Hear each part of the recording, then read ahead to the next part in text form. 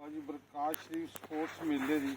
पहली कैप जी है ना सैयद हसन शाह उन्होंने पीरो मुर्शिद सैयद अथर गिलानी साहब पहना रहे हैं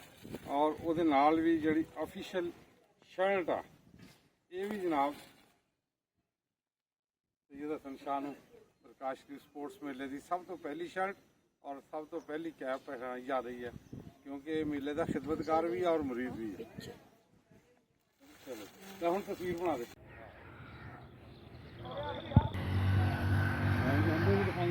उर्स मुबारक प्रकाश शरीफ स्पोर्ट्स कबड्डी मेला। लो जी भलवान जी साड़ियाँ पूरियां तैयारियां वा जुमेरात जुम्मा हफ्ता इतवार 24, 25 ते 26 ये 3 दिन कबड्डी रहनी है।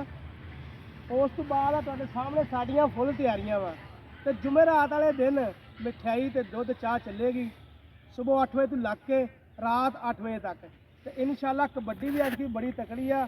अपने पाकिस्तान के 4 क्लब पुजणगे इंटरनेशनल कबड्डी मैच होगा। बाकी जी गल आ अपने नाल उस्ताद तैयब शाह गिलानी करनगे जिन्होंने कबड्डी फैसलाबाद की इस लेवल से लियांदी इस रूज से लियांदी साडे वर्गे पट्ठे वड्ड और लूमा वाले बंदे चैंबरां च पाए आ। चलो जी उस्ताद जी कोई तरह के सूसियां गल्लां प्यार वालियां नहीं बस प्यार वालियां गल्लां की सुबह सुबह आए अब्दुल हकीम साहब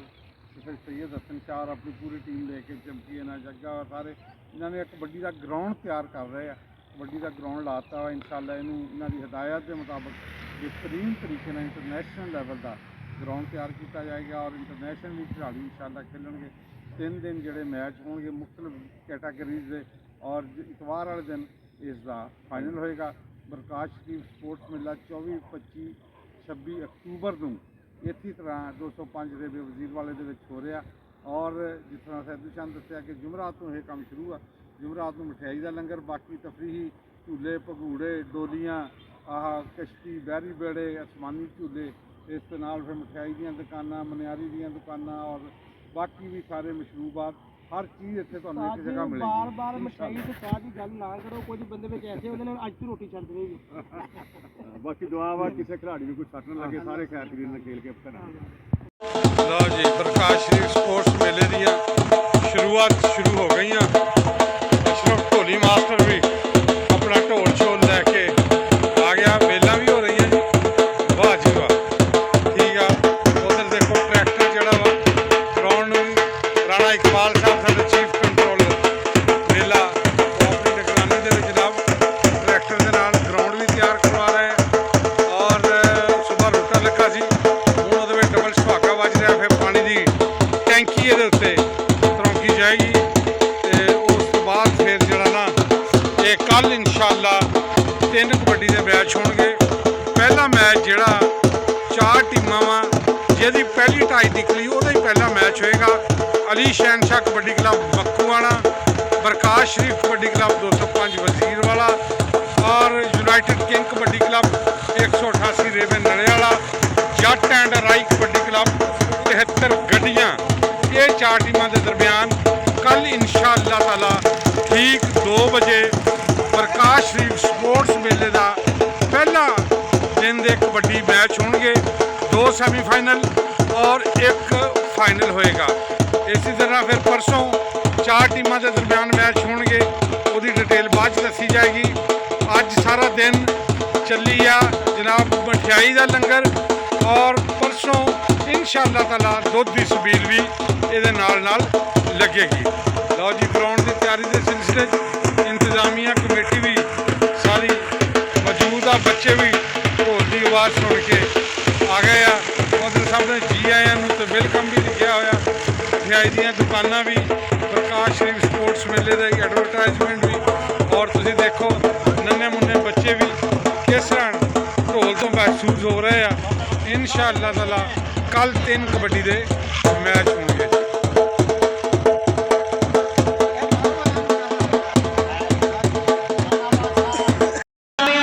बहुत बहुत धन्यवाद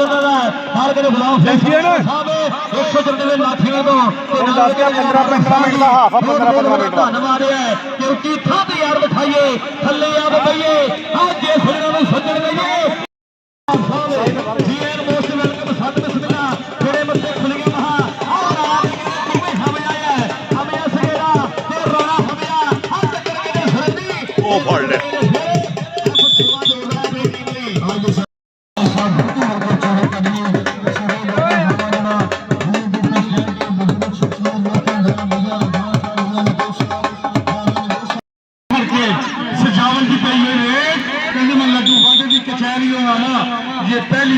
यार छुट जाए मैं लड्डू बड़ भी कचहरी आवा ये पहली खेची यार छुट जाए आया नौजवान फजान दियो चलो फजान दियो एक नहीं ते दूजे चार जाफी एक दो तीन नहीं असि चार है भरा ते जेड़ा चंगा लगदा तू हाथ हौसला लगी एक कैंची कहंदे सफर वास्ते एडी चंगी रेल हुंदी है ਕਰੀਬੁੱਲਾ ਚਾਟੇ ਤੇ ਕੋਠੀ ਕਰਦੀ ਆ ਪਿੰਡੋਂ ਬਾਹਰ ਨਿਕਲੋ ਜਿੱਥੇ ਪੁੱਜੇ ਆ ਸਤਾਰ ਨਿਕਲੋ ਧੰਨਵਾਦ ਕਬੱਡੀਏ ਕਰੋਨਾ ਨੇ ਕਰਤਾ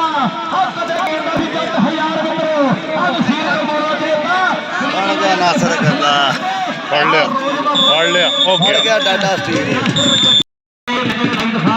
ਆ ਗਿਆ ਰੇਡ ਬੋਲ ਦੇ ਨਾਲ ਹਮਲਾ ਕਬੱਡੀ ਭਾਰਤ ਖੇਡ ਮੈਦਾਨ ਵਿੱਚ ਰੇਡ ਕਿੰਨੋਂ ਰਾਣੇ ਨਹੀਂ ਪਿਆਗੀ ਬਲੰਦਾ ਪੈਂਦੀਆਂ ਇੱਕ ਲਾਗੇ ਨੇ ਚੜਾਰੇ ਦੇ ਮੁੰਡਾ ਚੱਲ ਗਿਆ ਗੁਲਾਮ ਦਾ ਸਮਾਂ ਸ਼ਿਗਰ ਦੇ ਆ ਨੰਬਰ ਖਿਲਾੜੀ ਜ਼ਖਮੀ ਹੋ ਗਿਆ ਜੀ। ਉਹਦਾ ਦਾਨਾ ਬਾਪ ਉਹਨੂੰ ਕਹਿੰਦੀ ਰਾਤ ਚ ਨਾ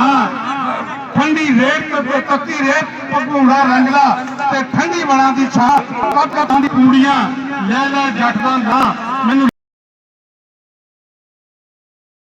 11 ਬਾਈ ਵਾਲੇ ਖਿਲਾੜੀ ਲੈ ਕੇ ਜਾ ਰਹੇ ਆ ਖਿਲਾੜੀ ਜ਼ਖਮੀ ਹੋ ਗਿਆ ਕਬੱਡੀ ਪਲੇਅਰ ਰਿਹਾ ਔਰ ਉਹ ਵੀ 73 ਗੱਡੀਆਂ ਤੋਂ ਦੋਵਾਂ ਬੰਦਿਆਂ ਨੇ ਦੋਵਾਂ ਦੋਸਤਾਂ ਦੀ ਗੂੜੀ ਯਾਰੀ ਆ ਕਬੱਡੀ ਦੇ ਮੈਦਾਨ 'ਚ ਵੀ ਲੜਾਈ ਝਗੜੀ ਦੇ ਮੈਦਾਨ 'ਚ ਵੀ ਤੇ ਫਾਇਰਿੰਗ ਜਿੱਥੇ ਹੋਈ ਆ ਫਾਇਰ ਵੀ ਦੋਨਾਂ ਨੇ ਇਕੱਠੇ ਖਾਦੇ ਆ ਜੱਟ ਐਂਡ ਵਾਈਨ ਕਬੱਡੀ ਕਲੱਬ 73 ਗੱਡੀਆਂ ਜੀ ਦੋਵੇਂ ਟੀਮਾਂ ਗਰਾਊਂਡ 'ਚ ਆਓ ਜੀ ਦੋਵੇਂ ਟੀਮਾਂ ਜੱਟੇ ਦੇ ਗਰਾਊਂਡ ਤੇ ਆ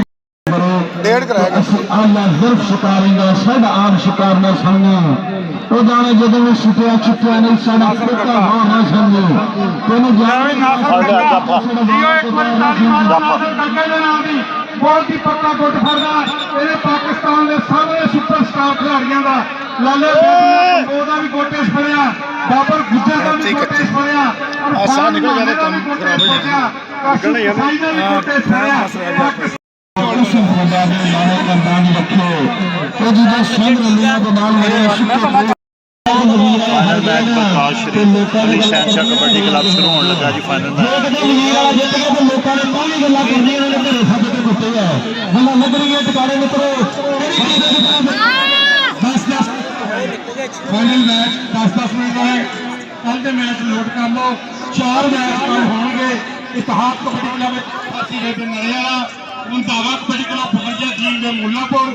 ਗਿਲਾਨੀ ਕਬੱਡੀ ਕਲੱਬ 208 ਦੇ पे और बाबा मक्खन शाह कबड्डी क्लब 75 मौके सारे टीमों के ਵਿੱਚ इंटरनेशनल खिलाड़ी खेलेंगे और इंशाअल्लाह ताला अल्लाह ਦੇ ਫਜ਼ਲ ਕਰਮ ਦਾ ਕੁਨੀ ਮੁੰਡਾ ਜੱਟ ਵੀ ਕੱਲ ਖੇਡੂਗਾ ਜੇ ਤੁਹਾਨੂੰ ਇਹ ਵਾਲੀ ਟੀਮਾਂ ਨੂੰ ਤਾੜੀ ਮਾਰ ਕੇ ਦੱਸ ਦਿਓ ਬਰਕਾਰ ਸ਼ਰੀਫ ਕਬੱਡੀ ਕਲੱਬ ਦਾ ਹੋਗਾ ਨੰਬਰ ਕਹਿੰਦੇ ਟੀਮ ਮੁਰਸ਼ਦ ਦੀ ਦਲੀਪ ਸ਼ਾਹ ਗਲਾਨੀ ਸਾਹਿਬ ਉਹਨਾਂ ਦੇ ਕਲੱਬ ਦਾ ਹੋ ਗਿਆ ਨੰਬਰ ਕਹਿੰਦੇ ਦਿੱਲਾ ਜੱਟ ਟੂਰਨਾਮੈਂਟ ਜਿੱਤ ਲਿਆ ਜੀ ਅੱਜ ਮੋਟਰਸਾਈਕਲਾਂ ਨਾਲ ਇਨਾਮ ਵੀ ਦਿੱਤੇ ਜਾ ਰਹੇ